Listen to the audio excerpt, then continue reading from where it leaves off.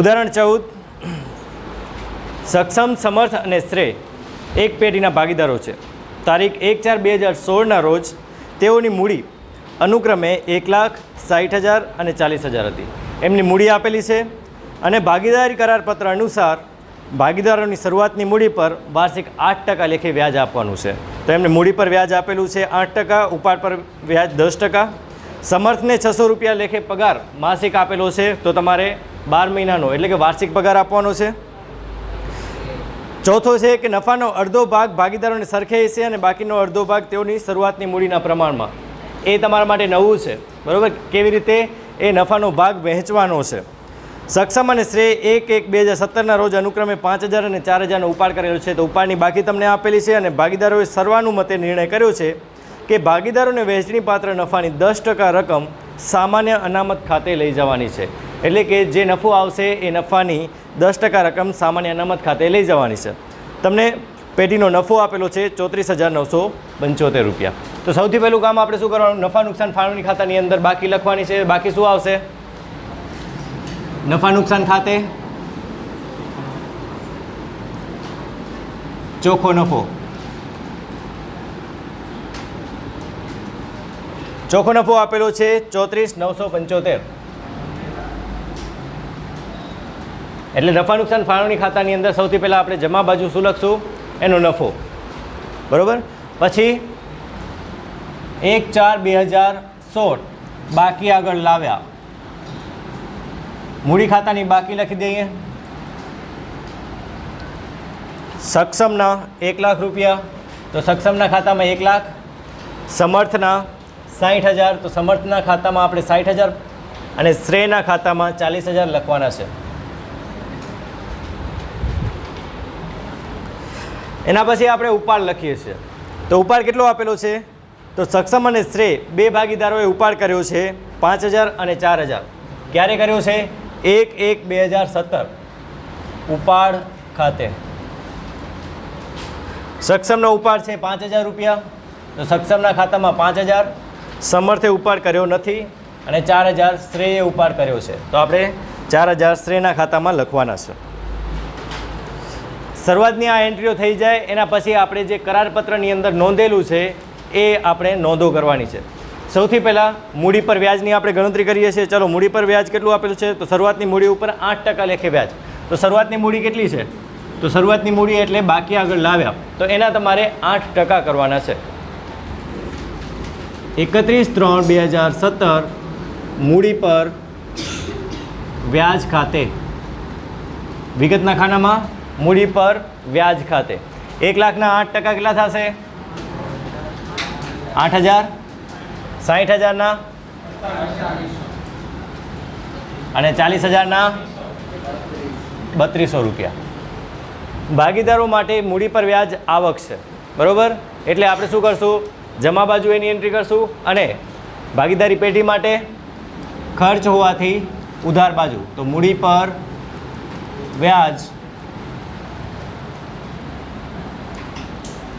સક્ષમ, સમર્થ અને શ્રેય. સક્ષમના ખાતામાં 8,000 મૂડી પર વ્યાજ, સમર્થની 4,800 અને શ્રેયનો 3,200. એટલે ટોટલ રકમ 16,000 થાય છે, બરાબર. તો મૂડી પર વ્યાજની બંને અસર આપી દીધી. એના પછી ઉપાડ ઉપર વાર્ષિક 10% લેખે વ્યાજ વસૂલ કરવાનું છે. તો ઉપાડ ઉપર વ્યાજ એટલે ભાગીદાર માટે ખર્ચ થશે 31/3/2017 ઉપાડ પર વ્યાજ ખાતે. ઉધાર બાજુ મૂડી ખાતામાં જે ભાગીદારોએ ઉપાડ કર્યો છે એમના ખાતામાં જ વ્યાજની ગણતરી કરવાની છે. તો વ્યાજની ગણતરી કેવી રીતે કરશું? સમજી લો કે પહેલો ભાગીદાર છે સક્ષમ, એણે 5,000 રૂપિયાનો ઉપાડ કર્યો છે, તો 5,000 ઉપર 10% એટલે કેટલા આવશે? 500 રૂપિયા. પણ આપણે 1/1/2017 એટલે કે ગુણ્યા 3/12, બરાબર. ગુણ્યા 3/12 એટલે જવાબ કેટલો આવે છે? 125. એનો મતલબ કે સક્ષમનો ઉપાડ પર વ્યાજ 3 મહિનાનો કેટલો થયો? 125 થયો. એવી જ રીતે 4000 જેણે ઉપાડ કર્યો છે એના ઉપર 10% લેખે 3 મહિનાનું વ્યાજ ગણતરી કરો 100 રૂપિયા.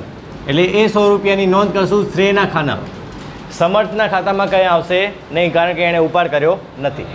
ઉપાડ એ મૂડી ખાતામાં ઉધાર બાજુ છે, કારણ કે એ ભાગીદારો માટે ખર્ચ છે, પણ પેઢી માટે આવક હોવાથી નફા નુકસાન ફાળવણી ખાતામાં ઉપાડ પર વ્યાજ આપણે જમા બાજુ લખશું, જેમાં સક્ષમ 125 રૂપિયા અને શ્રેયના 100 રૂપિયા, એટલે ટોટલ 225 રૂપિયા આપણે નફા નુકસાન ફાળવણી ખાતાની અંદર જમા બાજુ લખવાના છે. સમર્થને માસિક 600 રૂપિયા લેખે પગાર આપવાનો છે. સમર્થને પગાર આપવાનો છે 31/3/2017 પગાર ખાતે, વિગતના ખાનામાં પગાર ખાતે. સક્ષમને પગાર આપવાનો છે, સમર્થને આપવાનો છે. ચલો, સમર્થના ખાનામાં 600 × 12 7200, તો 7200 રૂપિયા આપણે સમર્થના ખાનામાં, શ્રેય અને સક્ષમના ખાનામાં રકમ આવશે નહીં, માત્ર સમર્થને આપણે પગાર ચૂકવવાનો છે. એટલે પગાર ખાતે નફા નુકસાન ફાળવણી ખાતાની અંદર ઉધાર બાજુ જે ભાગીદારને આપણે આપવાની છે પગાર, એનું નામ અને એની રકમ.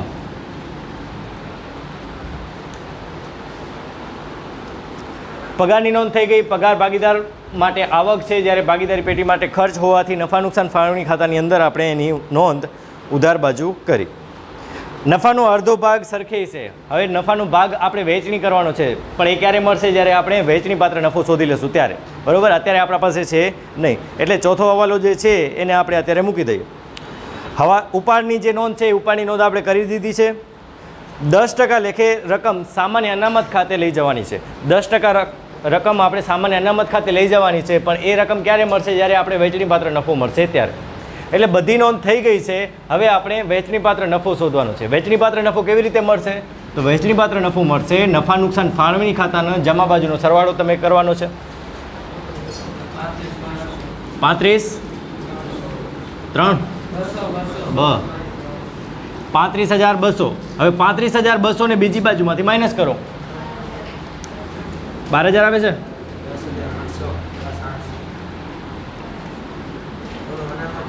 -35,200 -16,000 અને -7,200, 12,000 આવ્યા. ચલો, આ 12,000 રકમ આવે છે, બરાબર. હવે આ 12,000 રકમ વહેંચણી પાત્ર નફો છે, પણ જે વહેંચણી પાત્ર નફો આપણે મળ્યો છે અત્યારે, એમાંથી આપણે શું કરવાનું છે? અનામત આપણે અલગ રાખવાની છે. તો અનામતના કારણે નફો ઓછો થઈ જશે. તો જે 12,000 નફો વધતો હતો એમાં આપણે કેટલા કરવાના છે? 10%, બરાબર. તો 10% લેખે આપણે અનામતની ગણતરી કરવાની છે. તો 10% અનામત કેટલી થશે? 1200 રૂપિયા. તો આપણે 1200 રૂપિયા અનામત તરીકે રાખવાના છે. તો અનામત આપણે સામાન્ય અનામત ખાતે 1200 રૂપિયા. તો આવી રીતે આપણે સામાન્ય અનામતની નોંધ નફા નુકસાન ફાળવણી ખાતાની અંદર ઉધાર બાજુ કરશું. આની બીજી નોંધ આવશે પાકા સરવૈયાની અંદર, પણ આપણે પાકો સરવૈયો અત્યારે તૈયાર કરવાનું નથી, એટલે એક જ નોંધ આવશે નફા નુકસાન ફાળવણી ખાતામાં. નફા નુકસાન ફાળવણી ખાતામાં શા માટે? કારણ કે આપણે જે નફાની વહેંચણી કરવાની છે એ આપણે નફા નુકસાન ફાળવણી ખાતામાં કરીએ છીએ, બરાબર. એટલા માટે આપણે જે નફો મળશે વહેંચણી પાત્ર, એ ક્યાં મળશે? નફા નુકસાન ફાળવણી ખાતામાં મળશે. એટલા માટે જે નફામાંથી આપણે અલગ રીતે રકમ રાખવાની છે, અનામત રીતે રકમ રાખવાની છે, એ રકમની નોંધ આપણે નફા નુકસાન ફાળવણી ખાતામાં કરીએ છીએ, બરાબર. તો નફા નુકસાન ફાળવણી ખાતાની અંદર સામાન્ય અનામત શા માટે આવે છે? તો એનું એક મેઇન રીઝન શું છે? કારણ કે આપણે જે નફો મળે છે એ નફા નુકસાન ફાળવણી ખાતામાંથી મળે છે. ભાગીદારો વચ્ચે આપણે નફાની વહેંચણી કરવાની છે, એ નફા નુકસાન ફાળવણી ખાતામાં થતી હોવાથી આપણે જે નોંધ કરીએ છીએ સામાન્ય અનામત ખાતાની, એ આપણે નફા નુકસાન ફાળવણી ખાતામાં કરીએ છીએ. હવે 1200 રૂપિયા આપણે અનામત ખાતે નાખી દીધા છે, તો ટોટલ 12,000 નફો થતો હતો, એમાંથી 1200 રૂપિયા ગયા, બરાબર. બાકી વધ્યા છે 10,800. તો હવે આપણા પાસે જે નફો છે એ નફો કેટલો વધ્યો છે? 10,800. તો હવે 10,800 એ ભાગીદારો વચ્ચે વહેંચવાના છે. કેવી રીતે વહેંચવાના છે? તો તમને ચોથો હવાલો આપેલો છે. ચોથા હવાલામાં શું કીધું છે? કે નફાનો અડધો ભાગ ભાગીદારોને સરખે હિસ્સે. અડધો ભાગ એનો મતલબ એમ કે આપણે 10,800ના 2 ભાગ પાડવાના છે. તો 10,800ના 2 ભાગ કેટલા પડશે? 5,400 અને 5,400. તો 5,400ના બે ભાગ પડ્યા છે, એમાંથી એક ભાગ સરખે હિસ્સે વહેંચવાનો છે. તો જે 5400 છે એને આપણે સરખે હિસ્સે વહેંચવાનું છે. તો ત્રણેય ભાગીદારોને કેટલા મળશે? 1800 બરાબર. ત્રણેય ભાગીદારોને 1800 રૂપિયા મળે છે. હવે જે બીજા બાકીના 5400 છે એમાં શું કહેવામાં આવ્યું છે? એમાં એવું કહેવામાં આવ્યું છે કે અડધો ભાગ તેઓની શરૂઆતની મૂડીના પ્રમાણમાં. હવે શરૂઆતની મૂડી એટલે શું? તો એમની શરૂઆતની મૂડી કેટલી છે જો, એટલે કે બાકી આગળ લાવ્યા તરીકે આપણે કેટલા લખ્યા હતા? 1,60,000 અને 40,000. તો આપણે આ પ્રમાણમાં વેચવાનું છે. હવે આ પ્રમાણ એટલે જો આપણે 3:2:1 એવી રીતનું હોત તો આપણે શું કર્યું હોત? ગુણ્યા 3/6 બરાબર. પણ આ પ્રમાણ જો કરવા જશું તો આપણા માટે ખૂબ જ લાંબુ થઈ જશે. એટલા માટે આપણે શું કરવું પડશે? આને પ્રમાણમાં ફેરવવા માટે કોમન છે એ કાઢી મૂકો. તો બધાની અંદર કોમન શું હતું? 4 શૂન્ય કોમન હતા એટલે આપણે એ કાઢી મૂક્યા. બાકી શું વધ્યું? 10:6:4. તો આ 10:6:4 છે એ એમનું પ્રમાણ છે. જો તમને આનાથી પર જો નાનું પ્રમાણ કરવું હોય તો બધાની અંદર કોમન 2નો પાડો, 5, 3 અને 2 બરાબર. જો તમને 10:6:4 આના ભાગ પાડતા નથી આવડતા તો ચાલશે, એવું જરૂરી નથી કે એના ભાગ પાડો બરાબર. જો તમને આ જ આવડે છે, ભાગ પાડવામાં તકલીફ પડે છે તો શું કરવાનું? આપણે 10:6:4ના પ્રમાણમાં વેચી દેવાનું. એટલે 5400 × 10/20 અથવા તો 5400 × 5/10 જે કરશો જવાબ સેમ જ આવશે. કેટલો આવે છે જવાબ? 5400 × 5/10 2700. બીજા ભાગીદારના 1620 અને ત્રીજા ભાગીદારના 1080. તો આ ત્રણેય ભાગીદારનો નફો આપણે મળી ગયો. એક સરખે હિસ્સે વેચેલો અને બીજો એમના મૂડીના પ્રમાણમાં વેચેલો. તો હવે ટોટલ જે નફો છે એ આ બંનેનો સરવાળો, એટલે કે સરખે હિસ્સે વેચેલો છે એ અને મૂડીના પ્રમાણમાં વેચેલો છે એ બંનેનો સરવાળો કરશું એટલે આપણે એનો કુલ નફો મળી જશે. અને કુલ નફો મળી જાય એ આપણે ક્યાં લઈ જવાનો છે? ભાગીદારોના ચાલુ ખાતે, મૂડી ખાતે, મૂડી ખાતે. વહેંચણી પાત્ર નફો, સક્ષમ, સમર્થ અને શ્રેય. સરવાળો કરો. 1800 + 2700 4500. 1800 + 1620 29 3420 અને 2880. ટોટલ રકમ છે 10,800 બરાબર. આવી રીતે આપણે જ્યારે અલગ અલગ રીતે નફાની ગણતરી કરવાની કહેવામાં આવે ત્યારે સૌથી પહેલાં ભાગ પાડી દેવાના અને જે પ્રમાણે વેચવાનું કહેવામાં આવે એવી રીતે ત્રણેયને વેચી દેવાનું. પછી જે ટોટલ આપણે વહેંચણી કરી છે એ બધાનો આપણે સરવાળો કરી દઈશું એટલે આપણે નફો મળી જશે. નફાની બીજી એન્ટ્રી આપણે ક્યાં લખશું? 31/3/2017 મૂડી ખાતાની અંદર જમા બાજુ નફા નુકસાન ફાળવણી ખાતે વહેંચણી પાત્ર નફો. રકમ આવશે 4,500 સક્ષમના, 3,420 સમર્થના અને 2,880 શ્રેયના. બધી એન્ટ્રીઓ થઈ ગઈ છે. હવે શું કરવાનું છે? ખાતા બંધ કરવાના છે. નફા નુકસાન ફાળવણી ખાતું તો બંધ થઈ ગયું. ભાગીદારોના મૂડી ખાતા, ભાગીદારોના મૂડી ખાતા બંધ કરવા હોય તો દરેક ભાગીદારને અલગ અલગ સરવાળા કરી દો. સૌથી પહેલાં સક્ષમનો કરી દઈએ.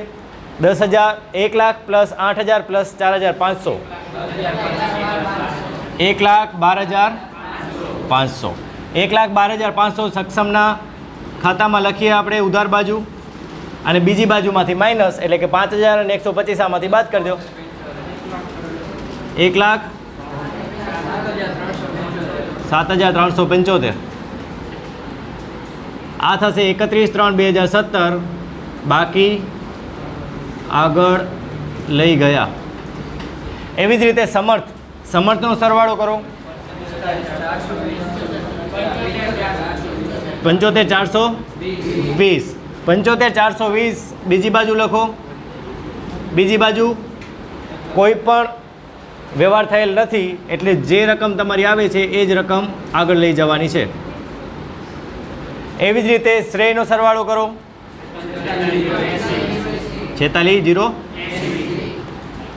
ચલો 46,080 ને બીજી બાજુમાંથી માઇનસ કરો 41,980 41,980 એમની આખરની બાકી. આવી રીતે આપણે આખરની બાકી મળી જશે. એ આખરની બાકી જ્યારે આપણે વાર્ષિક હિસાબો તૈયાર કરશું ત્યારે પાકા સરવૈયાની અંદર મૂડી દેવા બાજુ લખી નાખશું. બરાબર.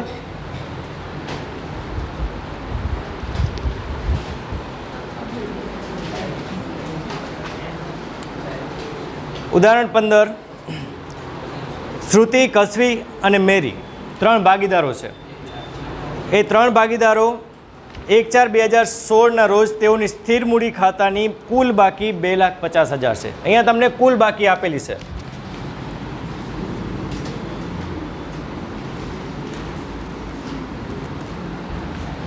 અલગ અલગ ભાગીદારોની મૂડી નથી આપેલી. તો આપણે શું કરવાનું છે? કુલ મૂડીમાંથી એમની શોધવાની છે, જે અનુક્રમે 2:2:1 પ્રમાણમાં હતી. એટલે કે એમની મૂડીનું પ્રમાણ પણ તમને આપેલું છે 2:2:1. એટલે કે 2,50,000ને આપણે 2:2:1 પ્રમાણમાં વહેંચશું, જેથી આપણે એ ભાગીદારોની મૂડી મળી જશે. તેમના ચાલુ ખાતાની બાકીઓ અનુક્રમે શ્રુતિ 24,000 જમા, કસવી 18,000 ઉધાર અને મેરી 12,000 જમા હતી. 2 ભાગીદારોની જમા બાકી છે અને 1 ભાગીદારની ઉધાર બાકી છે. તો જે ભાગીદારની ઉધાર બાકી હોય એ ઉધાર બાજુ આપણે બાકી આગળ લાવ્યા તરીકે લખશું, અને જે ભાગીદારની જમા હશે એને આપણે બાકી આગળ લાવ્યા તરીકે જમા બાજુ લખશું. ભાગીદારી કરાર પત્રમાં આ પ્રમાણે જોગવાઈઓ છે. કઈ જોગવાઈઓ છે? તો નફાનો 3/5 ભાગ, 3/5 જેટલો ભાગ એ 3:2:1 પ્રમાણમાં વહેંચવાનો છે. એટલે કે જે નફો આવશે એ નફો આપણે સૌથી પહેલાં એના સાથે 3 ગુણ્યા 3/5 કરશું, એટલે આપણે નફાનો ભાગ અલગ મળી જશે. અને પછી બાકીનો જે ભાગ છે એ શરૂઆતની મૂડીના પ્રમાણમાં, અને બાકીનો જે ભાગ છે એ શરૂઆતની મૂડી કેટલી હતી? તો 2:2:1 એ તમને મૂડીનું પ્રમાણ આપેલું છે. અહીંયા આપણે એ મૂડીનું પ્રમાણ શોધવાનું નથી. મૂડી ઉપર 10% લેખે વ્યાજ આપવાનું છે. ચાલુ ખાતાની શરૂઆતની બાકી પર વાર્ષિક 8% લેખે વ્યાજ, કસવીને માસિક 500 રૂપિયા પગાર, અને ભાગીદારો પાસેથી ઉપાડ પર 12% લેખે વ્યાજ વસૂલ કરવાનું છે. આ બધા મૂડી પર વ્યાજ છે, ચાલુ ખાતાની બાકી પર વ્યાજ છે, પગાર છે કે ઉપાડ પર વ્યાજ છે, એ આપણે આગળ પણ શીખતા આવ્યા છીએ. શ્રુતિએ 1/2/2017 રોજ ઉપાડ કર્યો છે, કસવીએ 30/11 ઉપાડ કર્યો છે, અને મેરીએ 1/10 ઉપાડ કર્યો છે. અલગ અલગ ભાગીદારોએ અલગ અલગ તારીખના ઉપાડ કરેલો છે. મેરી તારીખ 1/1/2017 રોજ વધારાની મૂડી પેટે 24,000 લાવે છે. મેરી નામની ભાગીદાર છે એ વધારાની મૂડી લાવે છે. વધારાની મૂડી લાવે છે એટલે આપણે મૂડીમાં વધારો કરવાનો છે. ચોખ્ખા નફાના 5%, પરંતુ 6,000થી વધુ નહીં તેટલી રકમ વિકાસ ભંડોળ ખાતે લઈ જવાના છે. હવે જેવી રીતે આપણે ગયા ઉદાહરણની અંદર શું કર્યું હતું? તો જે સામાન્ય અનામતની નોંધ કરી હતી 10% લેખે, એવી રીતે આમાં વિકાસ ભંડોળ છે, નામ ખાલી ચેન્જ કરેલું છે, બાકી ગણતરી સેમ જ થશે. પછી એ વિકાસ ભંડોળનું હોય કે પછી સામાન્ય અનામત. ત્યારબાદ મેરીને તેનું કમિશન બાદ કર્યા પછીના ચોખ્ખા નફા પર 10% લેખે કમિશન આપવાનું છે. એટલે પહેલાં આપણે વિકાસ ભંડોળની નોંધ કરવાની છે, અને એના પછી જે રકમ આવે એના ઉપર આપણે કમિશનની ગણતરી કરવાની છે. ઉપાડ પર વ્યાજ જમા કર્યા પછી, પરંતુ અન્ય હવાલાઓ નાખ્યા પહેલાં તારીખ 31/3/2017 રોજ પૂરા થતા વર્ષનો પેઢીનો નફો 1,71,040 રૂપિયા છે. હવે અહીંયા તમને એવું કહેવામાં આવ્યું છે કે જે આ નફો આપેલો છે ને એ નફાની અંદર ઉપાડ પર વ્યાજ પહેલેથી જ ગણી લીધો છે. તો એનો મતલબ એમ કે આપણે જે નફા નુકસાન ફાળવણી ખાતાની શરૂઆત કરીએ છીએ, નફા નુકસાન ખાતે ચોખ્ખો નફો, એ રકમ 1,71,040 રૂપિયા નથી, કારણ કે એની અંદર ઉપાડ પર વ્યાજ પહેલેથી જ સમાયેલો છે. એટલે આપણે શું કરશું? સૌથી પહેલાં ઉપાડ પર વ્યાજ શોધી લેશું, અને એ રકમ પછી આપણે 1,71,040માંથી બાદ કરી જે રકમ વધતી હશે એ આપણે નફા તરીકે લેશું. ઉપરની માહિતી પરથી 31/3/2017 રોજ પૂરા થતા વર્ષનો નફા નુકસાન ફાળવણી ખાતું, સ્થિર પદ્ધતિએ અને ભાગીદારોના મૂડી ખાતા અને ચાલુ ખાતા તૈયાર કરવાના છે. સૌથી પહેલું કામ આપણે નફા નુકસાન ખાતે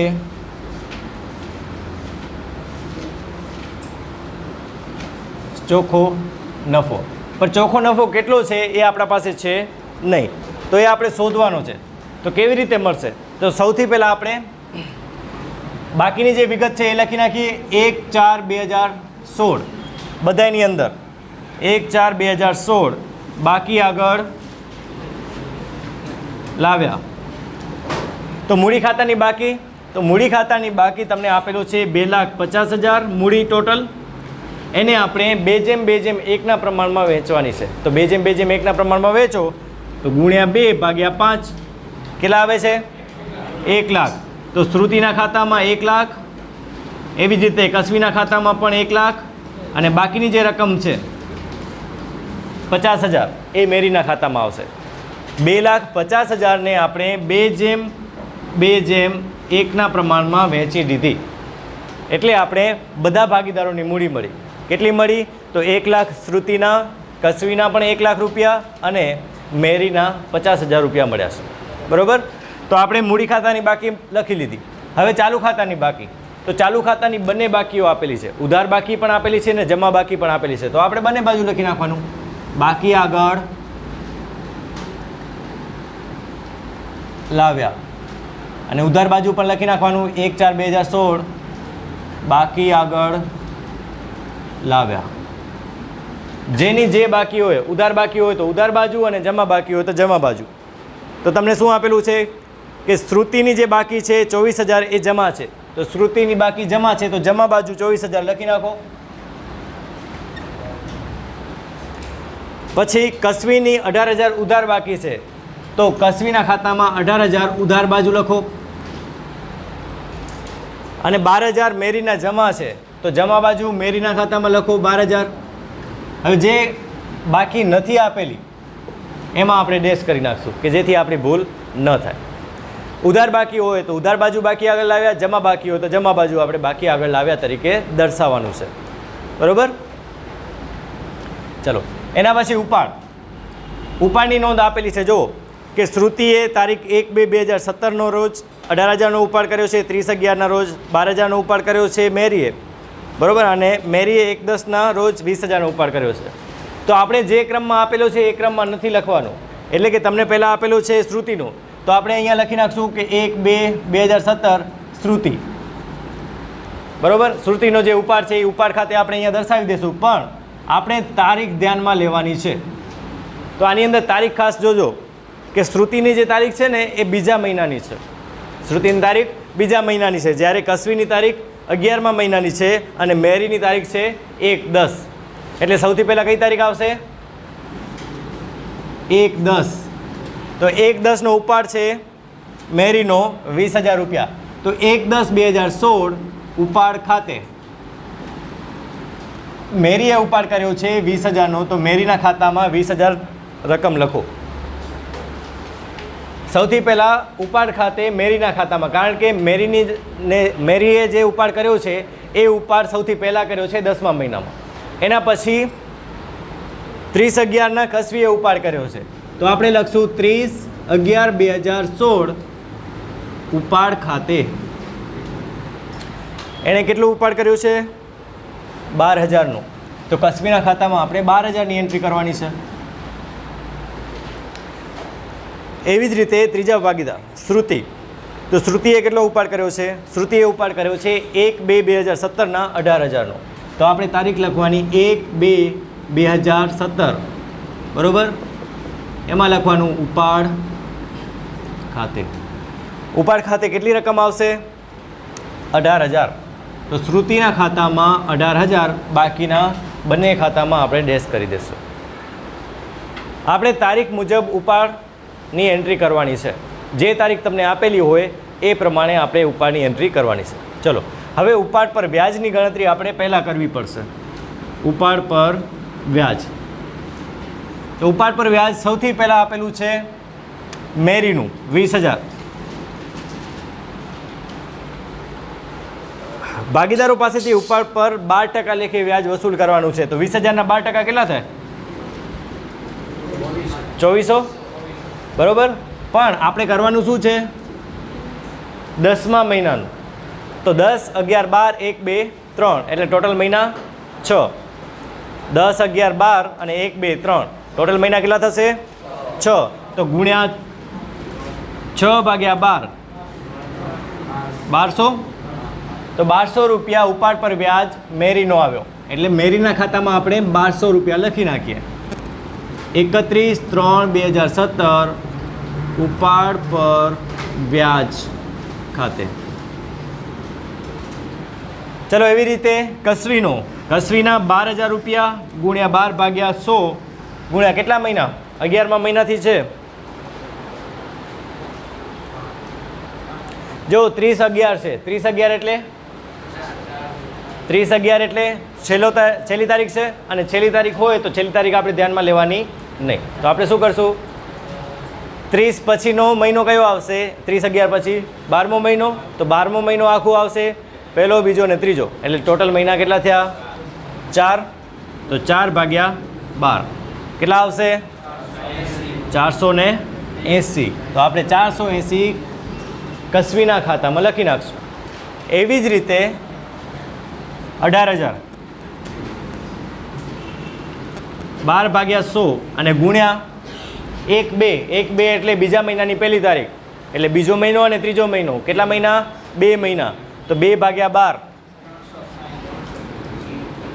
360. એ 360 અહીંયા લખી નાખો. બરોબર.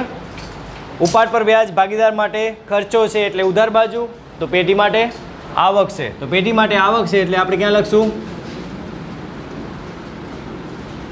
જમા બાજુ કેટલી રકમ છે? તો શ્રુતિની રકમ છે 360, કસવીની રકમ 480 અને મેરીની રકમ છે 1200 રૂપિયા. ટોટલ કેટલું થાય છે? 20/40. હવે આપણે નફા નુકસાન ખાતામાંથી જે નફો આવ્યો છે ને એ જોઈએ. તો એમાં શું કીધું છે કે ઉપાડ પર વ્યાજ પહેલેથી ગણવામાં આવે છે. તો આપણું જે નફા નુકસાન ખાતાથી જે નફો મળ્યો છે એ આપેલું છે 1,71,040. એ કેટલો આપેલો છે? 1,71,040. પણ એની અંદર 2,040 રૂપિયા ઉપાડ પર વ્યાજના સમાવેશ થયેલા છે. તો આપણે શું કરી નાખશું? એને કાઢી નાખશું. તો કાઢી નાખો. 1,040 કાઢી નાખો. કેટલા આવશે?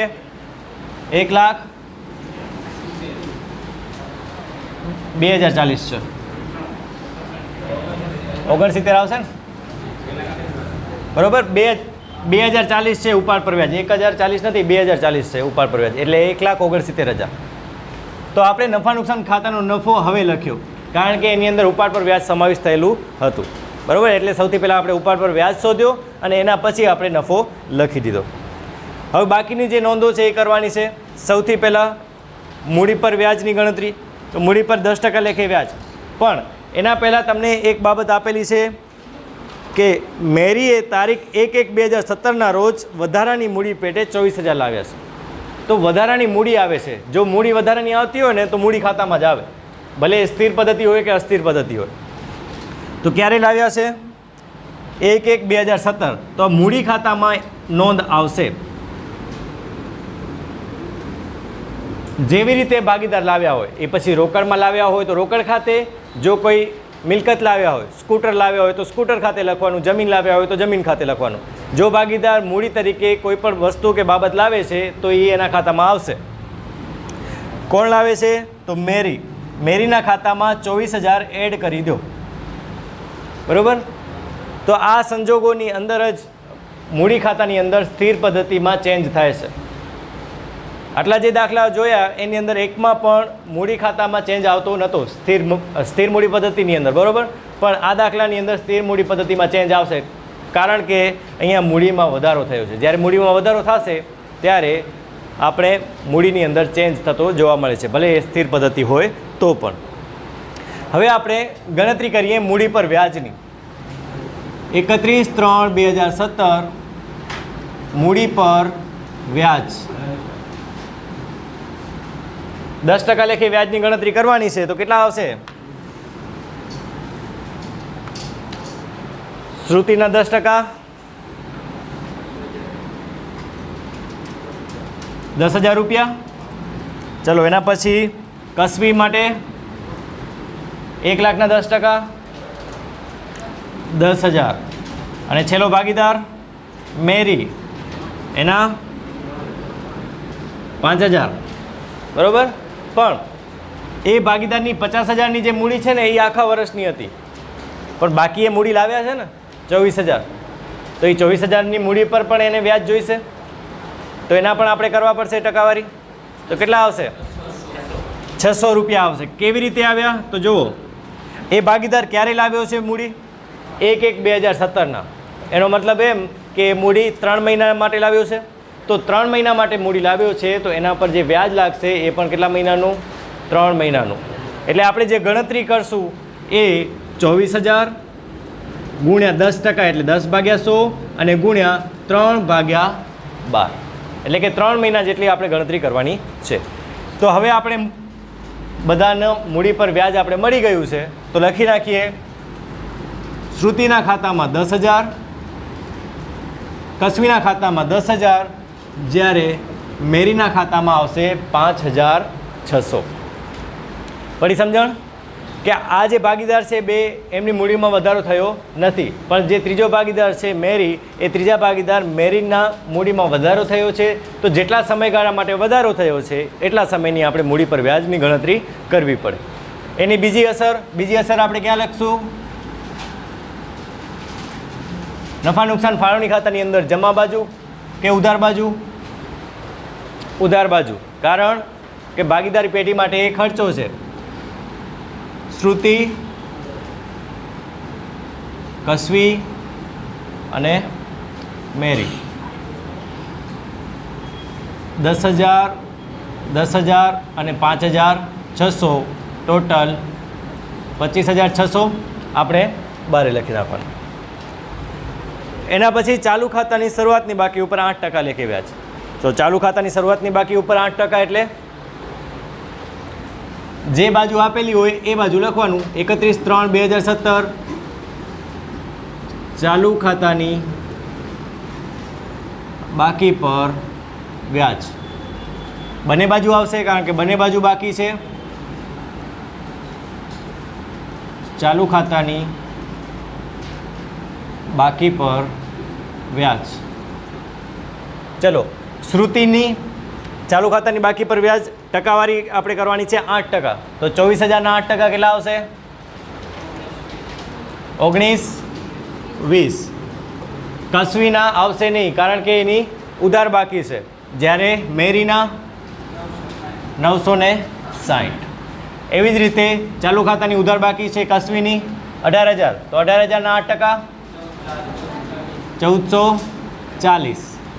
હવે આની એન્ટ્રી આપણે બીજી અસર બતાવવાની છે કે જે ત્યાં જમા કર્યું છે એ અહીંયા ઉધાર કરવાનું છે, જે ત્યાં આપણે ઉધાર કર્યું છે એ અહીંયા જમા કરવાનું છે. ચલો, સૌથી પહેલાં ઉધાર બાજુ. ચાલુ ખાતાની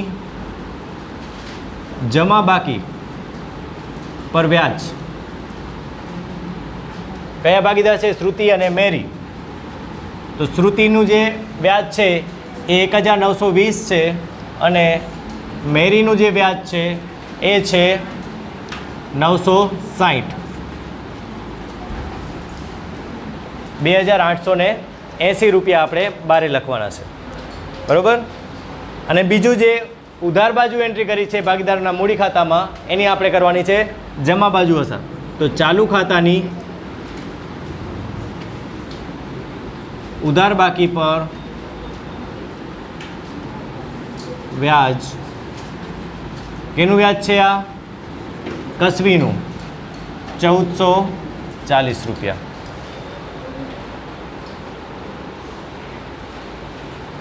કસ્વીને માસિક 500 રૂપિયાનો પગાર આપવાનો છે. તો માસિક 500 હોય તો વાર્ષિક 6,000. તો 31/3/2017 પગાર ખાતે કસ્વીને આપવાનો છે 6,000 રૂપિયાનો પગાર. બીજી અસર ક્યાં આવશે? તો પગાર ભાગીદાર માટે આવક પણ પેઢી માટે ખર્ચો છે, એટલા માટે ઉધાર બાજુ. તો લખો પગાર ખાતે કસ્વીને આપવાનો છે, તો કસ્વી 6,000 રૂપિયા. એના પછી ભાગીદારો પાસેથી ઉપાડ પર 12% લેખે વ્યાજ વસૂલ કરવાનું છે. એ આપણે પહેલેથી જ કરી દીધું છે, બરાબર, કારણ કે આપણે નફા નુકસાન ખાતાનો ચોખ્ખો નફો મેળવવાનો હતો. એટલે ભાગીદારોનો ઉપાડની એન્ટ્રીઓ થઈ ગઈ છે. મેરીએ વધારાની મૂડી લાવી છે, એની આપણે એન્ટ્રી કરી દીધી છે. ચોખ્ખા નફા ઉપર 5% લેખે, પરંતુ 6,000થી વધુ નહીં તેવી રકમ આપણે વિકાસ ભંડોળ ખાતે લઈ જવાની છે. અને 10% લેખે કમિશન, આ બે વસ્તુનો આપણે હવે ગણતરી કરવાની છે. પણ એ બંને વસ્તુ ક્યારે મળશે? જ્યારે આપણે નફો પ્રાપ્ત થઈ જશે પછી. તો આપણે શું કરવાનું છે? સરવાળો કરી બીજી બાજુમાંથી માઇનસ કરી દો. સરવાળો કરો અને બીજી બાજુમાંથી માઇનસ કરી દો.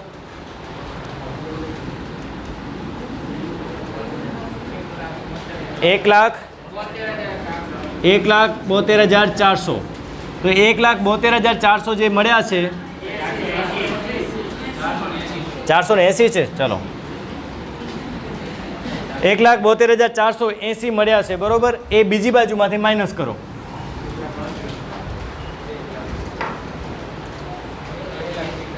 ₹25,600, 28,80 અને 6,000, 1,38,000. હવે આ નફો આપણે મળ્યો છે, બરોબર. જમામાંથી આપણે ઉધાર બાકી બાદ કરી એટલે 1,38,000 નફો મળ્યો છે. હવે 1,38,000 જે નફો મળ્યો છે ને એના ઉપર આપણે 5% લેખે વિકાસ ભંડોળ રાખવાના છે. તો આના 5% કરો.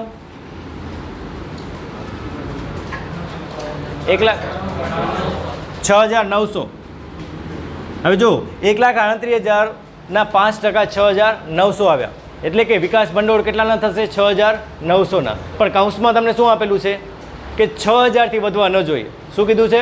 6,000થી વધવા જોઈએ નહીં. તો આ 6,900 છે, તો આપણે 6,900 ધ્યાનમાં લેશું નહીં. આપણે શું કરશું? વિકાસ ભંડોળ માત્ર 6,000ના વિકાસ ભંડોળ ખાતે 6,000. વિકાસ ભંડોળ 6,000ના આપણે નોંધ લખવાની છે.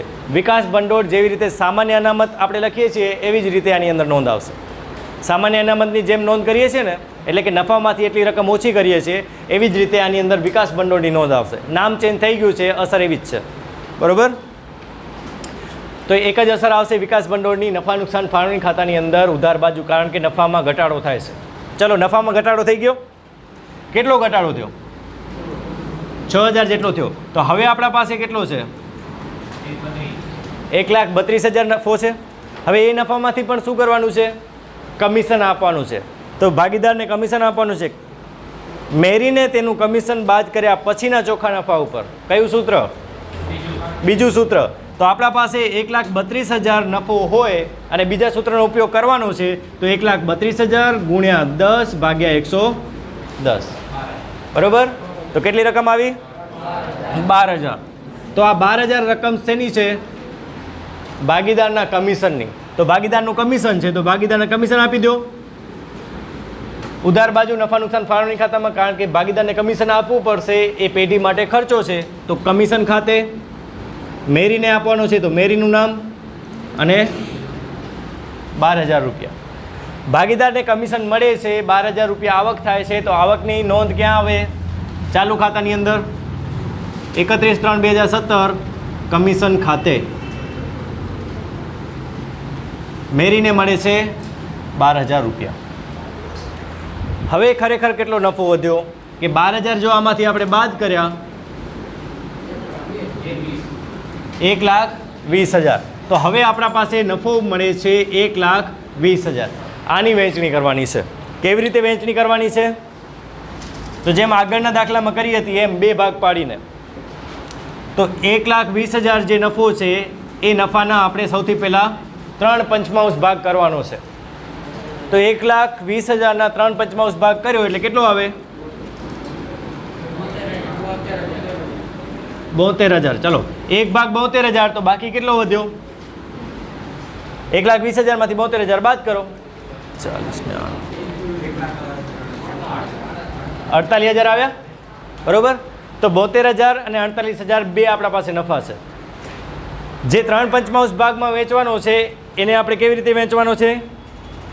પહેલાં જ હવાલાની અંદર કે 3/5 જે ભાગ છે એને આપણે 3/2/1ના પ્રમાણમાં વેચવાનો છે. તો આને આપણે વેચશું 3/2/1ના પ્રમાણમાં, અને બાકી જે 48,000 છે એ આપણે વેચવાનું છે મૂડીના પ્રમાણમાં. મૂડીનું પ્રમાણ આપેલું છે 2/2/1.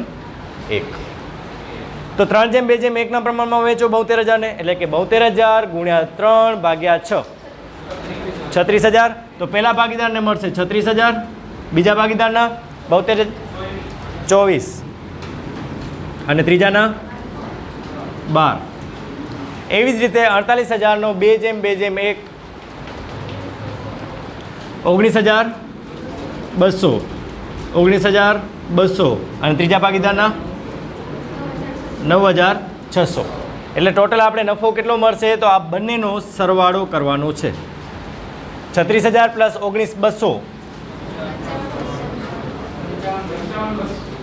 55,200. તો આપણે લઈ જવાનું છે ભાગીદારના કયા ખાતે? ચાલુ ખાતે લઈ જવાનું છે, કારણ કે આપણે સ્થિર મૂડી પદ્ધતિ બનાવીએ છીએ. સૌથી પહેલાં શ્રુતિ 55,200, એના પછી કસવી કેટલા 43,200 અને છેલ્લે મેરી 21,600. આ ત્રણેયનો સરવાળો 1,20,000 થાય છે. ભાગીદારોનો જે નફો છે એ નફાની નોંધ આપણે ક્યાં કરવાની છે તો ભાગીદારના નફાની નોંધ ચાલુ ખાતાની અંદર જમા બાજુ 31/3/2017 નફા નુકસાન ફાળવણી ખાતે વહેંચણી પાત્ર નફો 55,200 43,200 અને 21,600.